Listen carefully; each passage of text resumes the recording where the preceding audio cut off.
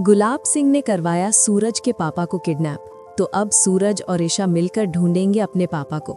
आज की कहानी यहीं से शुरू होती है। एक ऐसा सवाल जो सूरज की जिंदगी को पूरी तरह उलट-पलट कर देने वाला है। जब से सूरज को लगातार धमकियां मिल रही थी, उसके भीतर एक अजीब सी आग जल रही थी। आंखों में बेचैनी, बातों में तल्खी और दिल में बस एक ही डर, पापा को कुछ हो गया तो।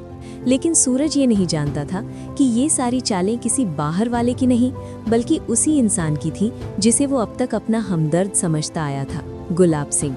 गुलाब सिंह, वही जिसने सूरज को गलत रास्ते पर धकेलने की हर मुमकिन कोशिश की, वही जिसने सूरज को बार बार उकसाया ताकि उसका गुस्सा काबू से बाहर हो जाए, और वही जिसने अब सूरज के पापा अरविंद सिंह को रास्ते से हटाने की साजिश रच ली थी। इधर ईशा सूरज के बदलते व्यवहार को साफ महसूस कर रही थी।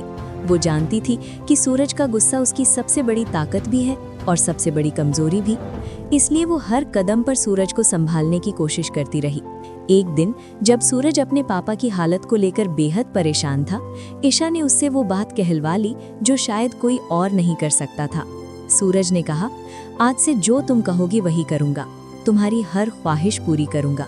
ईशा मुस्कुराई, और उसी मुस्कान के पीछे एक बड़ा फैसला छुपा था। उसने सूरज से वादा करवाया, मेरे ठीक होते ही तुम मेरे साथ कोचिंग चलोगे, IAS बनने के लिए। सूरज ने बिना सोचे हामी भर दी, क्योंकि ये सिर्फ ईशा की इच्छा नहीं थी, ये उसके पापा की आखिरी ख्वाहिश भी थी। लेकिन उधर गुलाब सिंह और उसकी साथी बंदिया कुछ और ही खेल खेल रहे थे। गुलाब सिंह का विधायक दोस्त अब उससे दूरी बना रहा था। शादी की शर्तें, पैसों की मांग और अधूरा भरोसा, सब कुछ बिगड़ चुका था।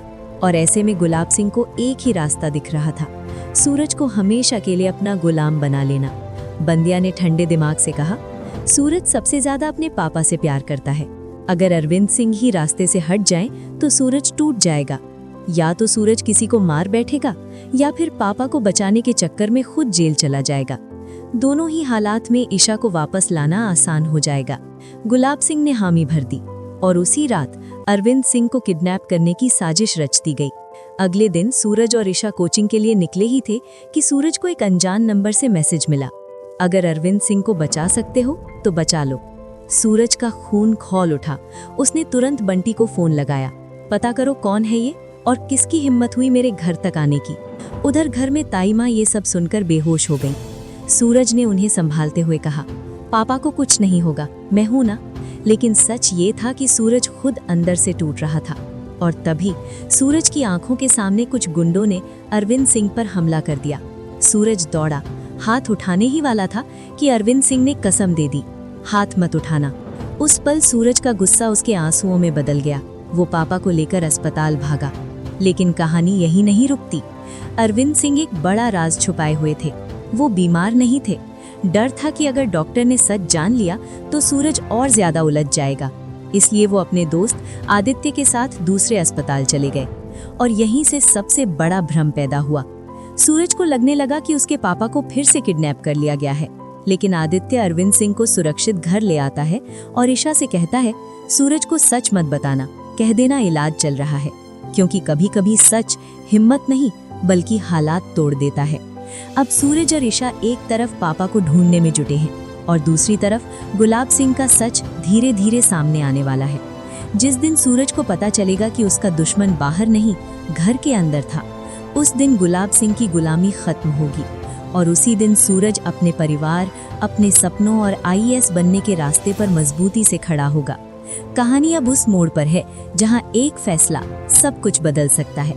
तो सवाल वही है, क्या सूरज अपने गुस्से पर काबू पा पाएगा, या फिर कोई उसे फिर से अंधेरे में ढकेल देगा?